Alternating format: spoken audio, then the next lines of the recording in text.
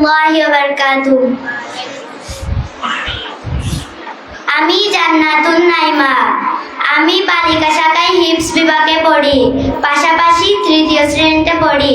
আমি আপনাদের সামনে একটি কবিতা আবৃত্তি করে পড়ে শোনাবো।